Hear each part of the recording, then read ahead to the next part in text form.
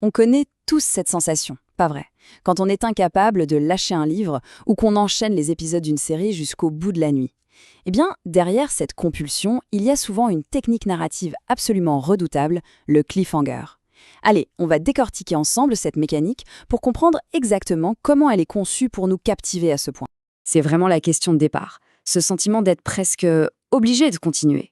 Alors, quelle est la mécanique secrète qui se cache derrière cette envie irrésistible de tourner la page? C'est ce qu'on va découvrir ensemble. Pour commencer, l'origine du mot est juste fascinante. Ça nous vient des feuilletons du 19e siècle où le héros était littéralement suspendu au bord d'une falaise à la fin d'un épisode. L'image est parfaite, vous ne trouvez pas? Le personnage est suspendu et nous, le public, on est suspendu à son sort. La technique a bien sûr évolué, mais le principe de base, lui, n'a pas bougé d'un pouce. Et c'est là qu'on touche au cœur du sujet. Un cliffhanger, ce n'est jamais un hasard, ce n'est jamais un accident. Non, c'est un outil totalement délibéré, c'est une stratégie de l'auteur pour prendre le contrôle de notre rythme de lecture ou de visionnage et pour nous laisser avec une seule, unique question en tête, et après. Bon, alors, comment ça marche concrètement? Un bon cliffhanger, ce n'est pas juste une interruption brutale, c'est bien plus fin que ça. C'est une construction psychologique ultra précise, une sorte d'ADN narratif conçu pour, en quelque sorte, pirater notre cerveau. Et cet ADN, il se décompose en 3 éléments absolument clés. C'est leur synergie, leur combinaison, qui rend un cliffhanger aussi irrésistible. On va les analyser un par un.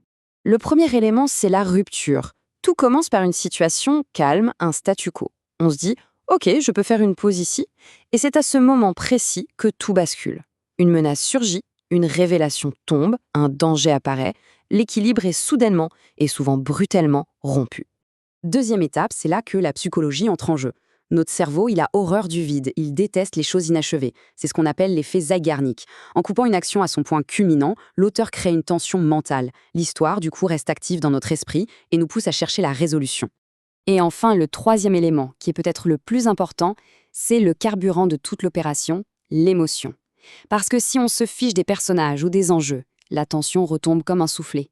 C'est notre attachement qui transforme une simple curiosité en un besoin viscéral, presque physique, de savoir la suite. Ok, maintenant qu'on a vu le pourquoi ça marche, voyons un peu le comment. Parce qu'il existe différents types de cliffhangers, et leur emplacement dans le récit est tout aussi stratégique que leur construction. C'est une vraie boîte à outils. L'endroit le plus classique, c'est la fin de chapitre. Évidemment, c'est l'endroit parfait pour rendre la pause impossible. La fin d'une grande section, elle, c'est réservé aux très gros coups, aux révélations majeures. Mais la technique la plus redoutable, c'est peut-être de couper en plein milieu d'une scène d'action, pour nous laisser en pleine montée d'adrénaline. Alors, premier type d'outil, le plus viscéral, le danger physique immédiat.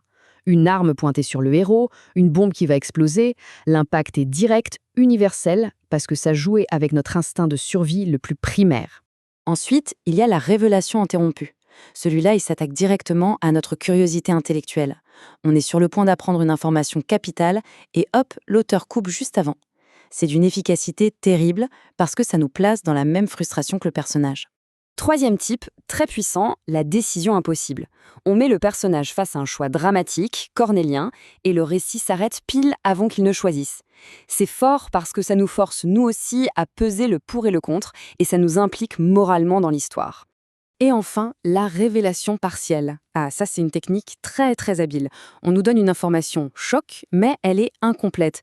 L'effet est double. D'abord, on a la satisfaction d'une révélation, mais elle est immédiatement suivie par le mystère d'une nouvelle question, qui est souvent encore plus grande. Alors, comment on passe d'un simple cliffhanger à un moment qui devient vraiment inoubliable? Eh bien, tout est dans la préparation. L'efficacité d'un cliffhanger se joue bien avant la toute dernière ligne. Pour qu'un cliffhanger fonctionne vraiment, il faut d'abord que les enjeux soient très clairs. On doit savoir ce qui est en jeu. Ensuite, juste avant le moment fatidique, la tension doit monter crescendo, le rythme doit s'accélérer. Le cliffhanger n'est alors que le point d'orgue, l'explosion finale de toute cette construction. Regardons un exemple de ce qu'il ne faut pas faire. Cette phrase est vague, elle manque totalement d'impact. Quelqu'un, ça ne crée aucune image précise, aucune question vraiment forte. C'est une tentative, mais elle tombe complètement à plat.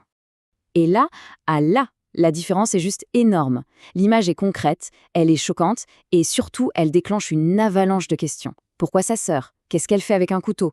On est immédiatement happé. C'est ça, c'est ce genre de précision visuelle et émotionnelle qui transforme un simple suspense en un moment inoubliable. Mais attention, Il y a une ligne très très fine entre la manipulation ludique qui fait partie du plaisir du jeu et la manipulation qui serait malhonnête, celle qui brise le pacte de confiance entre l'auteur et son public. La distinction est absolument cruciale.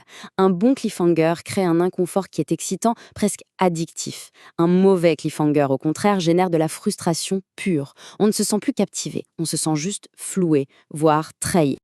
Alors comment on fait pour honorer cette confiance ? La règle d'or est assez simple. La résolution doit toujours être à la hauteur de la tension qui a été créée. Il faut aussi savoir varier les plaisirs, changer de technique pour ne pas devenir prévisible. Et surtout, il ne faut pas faire attendre le public trop longtemps pour les réponses importantes. Finalement, c'est peut-être la meilleure façon de voir les choses. Un cliffhanger, ce n'est pas vraiment une fin en soi. C'est un pacte. C'est une promesse que fait le conteur. La promesse que la suite de l'histoire sera encore plus passionnante. Et c'est cette promesse-là qui nous fait tourner la page. Encore et encore.